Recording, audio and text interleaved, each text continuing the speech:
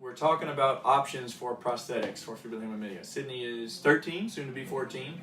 She had never really been given options for a prosthesis. She generally would go in and just get a prosthesis. Is that correct? When I talked with her mom, there wasn't really a discussion of these are the different types of prosthesis we can make. So what I want for you guys to be is advocates for yourself. So I would say when you go in, ask what kind of options you can have rather than just getting a prosthesis. Because especially if you're paying with it for insurance, these are like the expense of a car. So you wouldn't just go to the car lot and say, hey, give me whichever one you think is best for me. You would probably ask to test drive a couple of SUVs and make sure the car seat fit, make sure you can get behind the driver's seat, all those kind of things. So it's a similar metaphor for this because it's very expensive.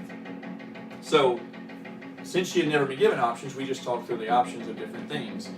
And she has a lot of rounds of athlete's foot with her leg because she, what do you do? What all do you do? Cross country? What else? Right, cross country, softball, Okay, so I don't know if you talk to them. Say that again.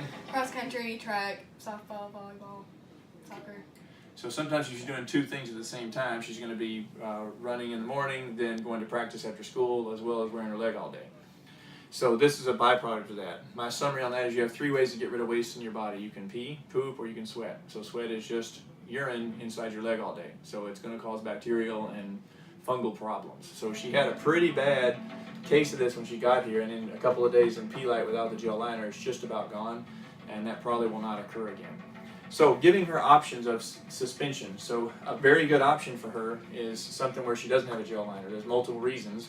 The gel liner is sweaty, it's hot, and they're also about $600 or $700 each, and they have to be replaced every 6 months.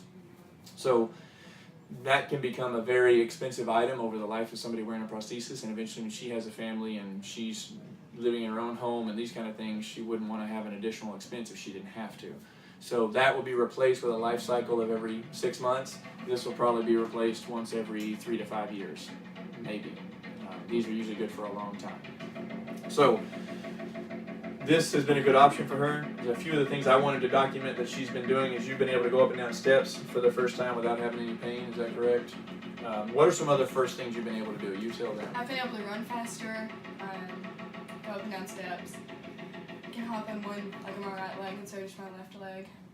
And yeah. I think the biggest thing, correct me if I'm wrong here, but usually Sydney had to stop running because she was in pain. And you no longer have to stop running because you're in pain. Yeah, I just stopped running when I'm tired. Right, and that's what you want. You want to stop running when you're tired. So that's what we're shooting for. So some people will advocate that a gel liner is more comfortable because it gives you gel and cushion. Well, the reality of it is it's just a lot easier to make for me.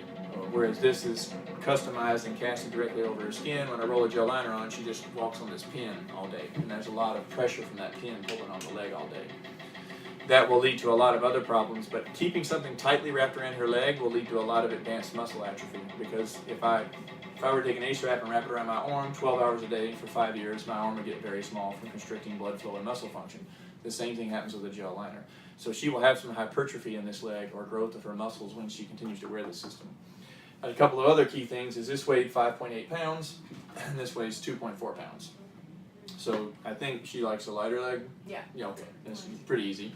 The other thing is you can see this is much more involved up around her knee, would come up very high and would basically destroy all the pants she had and was really unnecessary.